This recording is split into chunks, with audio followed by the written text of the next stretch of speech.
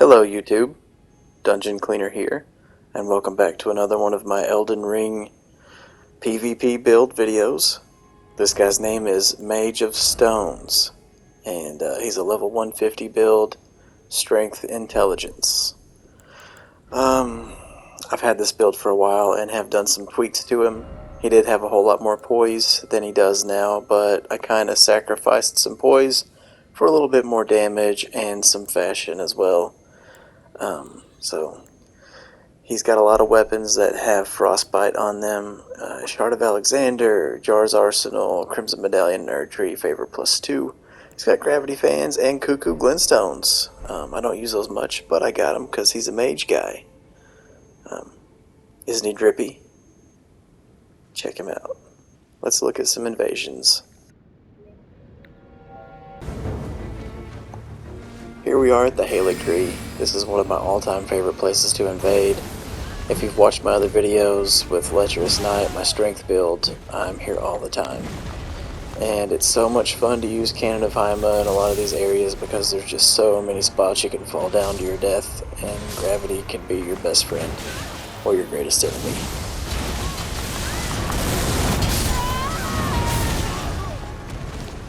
I really didn't know that Waves of Darkness had that R2 follow-up. I was actually noticing that other people were using it and didn't even know that you could do that. So after I figured out that that was something in this game, I started using it, and it's just so satisfying to take players out. It does so much damage.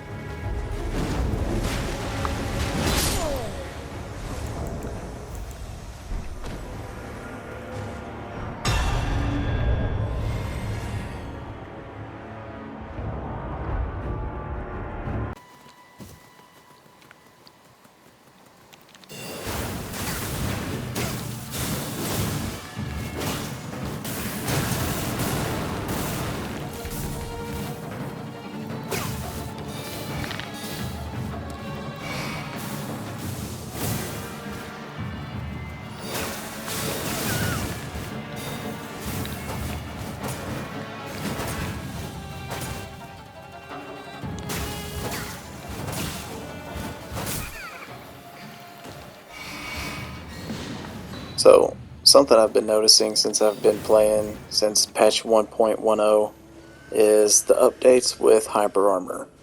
So now, as most people are well aware of, Hyper Armor now has a damage reduction when you're in your Hyper Armor iframes. So it's really worthwhile now to use a two-handed, or to two-hand your weapon rather, either a big heavy weapon of some sort, or just any two-handed weapon that has some hyper armor to it, including your Ash of Wars, and sometimes even incantations or spells with hyper armor. And what happens is, when you get hit when you're in your hyper armor iframes, your damage is reduced. So the trades are much more worthwhile now. I've been enjoying using the Claymore with frostbite on it, and the pickaxe as well. Because of the hyper armor trades. It's really satisfying, and it kind of changed up the meta a lot.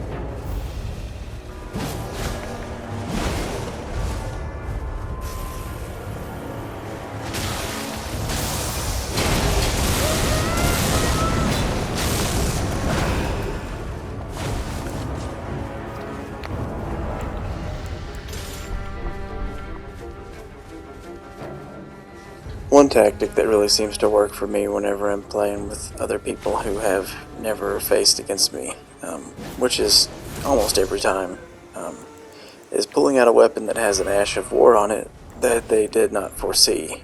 I don't think he really knew that I was going to be using Stormblade, so kind of opened him up to leaving himself open and letting me be able to utilize that L2 on him right there. But this guy obviously watched me do it, so he also was not very honorable and didn't allow me the courtesy of bowing to him. He just came up and just started aggressively poking at me. But that's okay.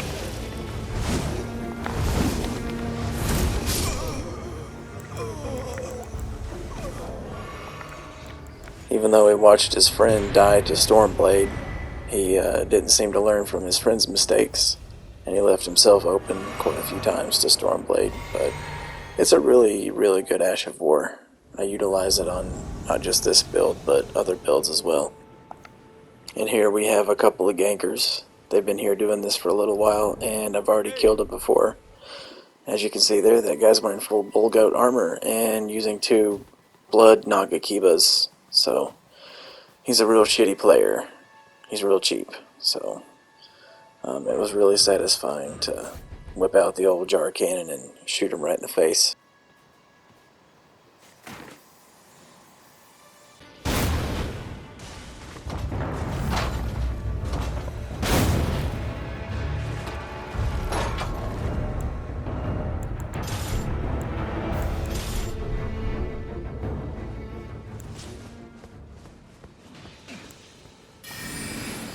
So here comes our bull goat clad friend with his 2 stupid dumb Nagakiba poke weapons coming up here, all willy-nilly swinging him around, and thinking just because he's wearing bull goat and using those weapons that he's just gonna be able to run up here and push one button and win. But we proved him wrong. So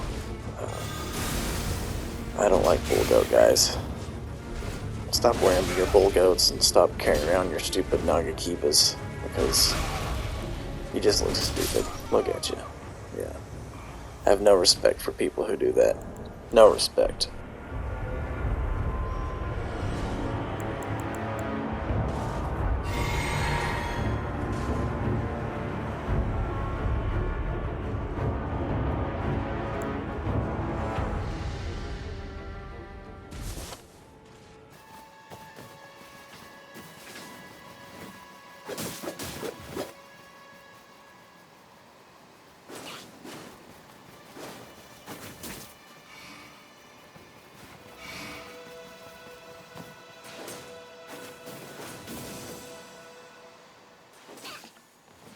These two were having a long drawn-out battle, but the host was trying to win by rate of attrition by utilizing his large inventory of healing flasks, so I decided to just kind of intervene and mess with him a little bit and end it a little bit quicker, because I got tired of waiting.